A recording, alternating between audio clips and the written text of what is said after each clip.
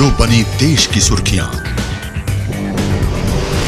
अंदाज ऐसा जिसे अब तक न देखा न सुना। देश की प्रमुख खबरें और उनका विश्लेषण। सिर्फ खबर ही नहीं, खबर के अंदर की खबर।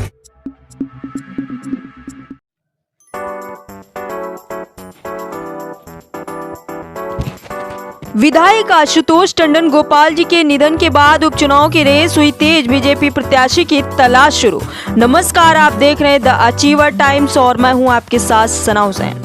राजधानी लखनऊ के लखनऊ पूर्वी विधानसभा सीट पर जल्द ही उपचुनाव होने की सुगबुगाहट शुरू हो गई है। ये सीट भारतीय जनता पार्टी से 2022 में तीसरी बार चुनाव जीतकर विधायक बने पूर्व कैबिनेट मंत्री विधायक आशुतोष टंडन उर्फ गोपाल जी के निधन के बाद खाली हुई है। लंबे समय से बीमारी के चलते गोपाल जी टंडन का 9 नवंबर को लखनऊ के मेदांता अस्पताल में निधन हो गया था, जिसके बाद से ये सीट खाली हो गई थी। आशुतोष टंडन कैंसर की बीमारी से जूझ रहे थे। गोपाल जी टंडन की मृत्यु के बाद ये सीट खाली होने पर नए प्रत्याशी को चुनाव लड़वाने के लिए बीजेपी ने प्रत्याशी की तलाश शुरू कर दी है।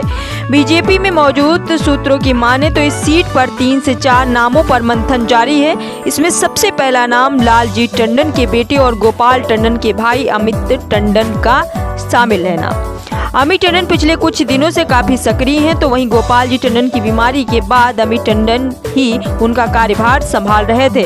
इसके अलावा बीजेपी के अंदर संतोष सिंह के ऊपर भी मंथन चल रहा है। वहीं संतोष सिंह इस वक्त मौजूदा समय पर बीजेपी में प्रदेश उपाध्यक्ष के साथ साथ ब्रज क्षेत्र के प्रभारी भी हैं।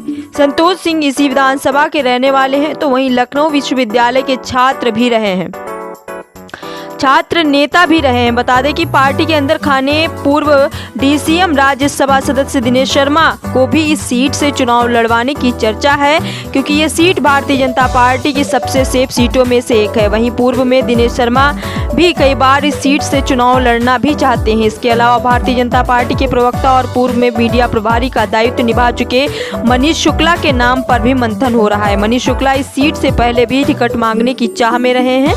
मनीष शुक्ला मूलतः जौनपुर के रहने वाले और इलाहाबाद विश्वविद्यालय के नेता भी हैं, पर लंबे समय से लखनऊ में रह रहे हैं। लखनऊ पूर्वी की बात की जाए तो इस सीट पर अधिक संख्या में ब्राह्मण और पूर्वांचल के लोग हैं। जौनपुर से आने के कारण मनीष शुक्ला की दोनों में पकड़ मानी जाती है। इसके अलावा पार्टी किसी कायस्थ चेहरे को भी इस सीट पर उतार सकती है। एक और नाम है कार्यकर्ताओं की जुबान पर। बीजेपी संगठन के अंदर चल रहे नाम से इधर बीजेपी के लखनऊ के आम कार्यकर्ताओं की जुबान पर एक और नाम है। ये नाम है नीरज सिंह का, जो कि रक्षा मंत्री राजनाथ सिंह के बेटे हैं। राजनाथ सिंह के केंद्रीय राजनीति में सक्रिय होने के कारण नीरज सिंह राजनाथ सिंह के लखनऊ लोकसभा क्षेत्र की जनता की समस्याएं सुनने के साथ साथ लोगों की मदद करते हुए अक्सर पाए जाते हैं।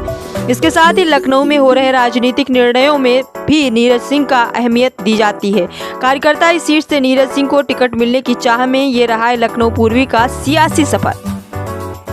लखनऊ पूर्वी विधानसभा सीट भारतीय जनता पार्टी की सीट मानी जाती है। इस सीट पर भारतीय जनता पार्टी का 1991 से कब्जा है। इस सीट पर बीजेपी ने 1991, 93, 96, 2002, 2007, 2012, 2014, 2017 और 2022 में जीत दर्ज की है। गोपाल टंडन इस सीट से तीसरी बार विधायक थे। वहीं उनके पहले कलराज मिश्र इस सीट से 2012 से 2014 तक विधायक रह चुके हैं। उनके 2014 में लोकसभा चुनाव जीतने के बाद ये सीट खाली होने पर गोपाल जी टंडन चुनाव लड़े थे। ऐसी तमाम खबरों को देखने के लिए बने रहिए सिर्फ द अचीवर टाइम्स के साथ।